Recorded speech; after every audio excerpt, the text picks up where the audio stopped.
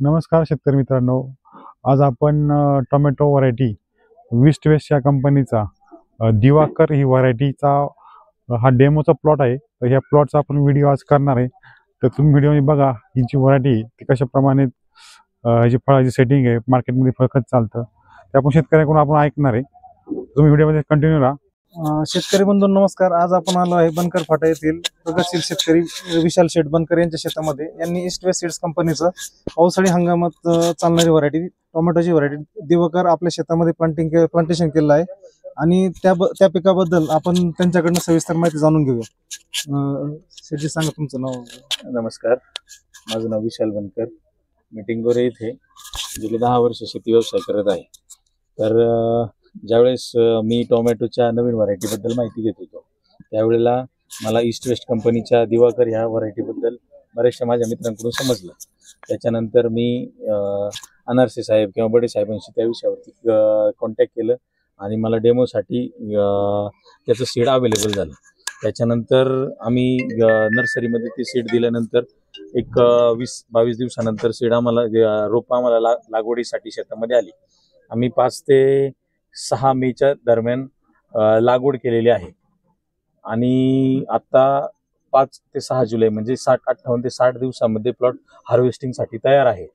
तर ह्या 2 महिन्यामध्ये अतिशय प्रतिकूल वातावरण होतं, म्हणजे निसर्गाने बऱ्यापैकी अनेक प्रकारचे प्रकोप घडून आले होते, पण त्या प्रकोपांवरती मात करत ही व्हरायटी अतिशय सक्षमपणे आज शेतामध्ये उभी आहे। त्याच्यामुळं शेतकऱ्यांना मी हक्काने सांगू शकतो किंवा अधिकाऱ्यांनी सांगू शकतो किंवा खात्रीने सांगू शकतो की ही व्हरायटीची लागवड तुमच्यासाठी नक्कीच फायदेशीर राहील। नमस्कार मित्रांनो, मी नितीन खरे, मी ईस्ट वेस्ट सीड कंपनीचा प्रतिनिधी म्हणून आज तुमच्याशी बोलत आहे। आम्ही इथे टोमॅटोचं एक वाण पावसाळी तुमच्यासाठी आणलेलं आहे, त्याचं नाव आहे दिवाकर आणि ते मुख्यतः आम्ही पावसाळी याच्यासाठी आणलेलं आहे कारण पावसाळ्यामध्ये मुख्यत्वे करून जो प्रॉब्लेम आपल्याला येतो, एक तर टीवाय असतो आणि दुसरा प्रॉब्लेम आहे करप्याचा। तर या दोन्ही रोगांना प्रतिकार असणारी अशी जात दिवाकर म्हणून आम्ही तुमच्या भेटीसाठी आणलेली आहे। आज त्याचा आम्ही इथे फील्ड डे करतोय आणि सगळ्यात महत्त्वाचं म्हणजे ही जात आपण कधी लावू शकतो, तर 15 एप्रिलच्या पुढे सप्टेंबरपर्यंत आपण ह्याचं बी लावू शकतो, जेणेकरून एप्रिलमध्ये जी लागवड होणार आहे त्याचं जे तोडणी येणार आहे आपली ती पावसाळ्यामध्ये सुरू होणार आहे। त्यामुळे मुख्यत्वे करून ज्या वेळेला पाऊस चालू होतो त्यावेळेला करप्या रोगाचा मुख्यत्वे करून त्याच्यावर प्रादुर्भाव होतो, तसंच व्हायरस येतो। या दोन्हीला ही सहनशील असणारी जात आहे।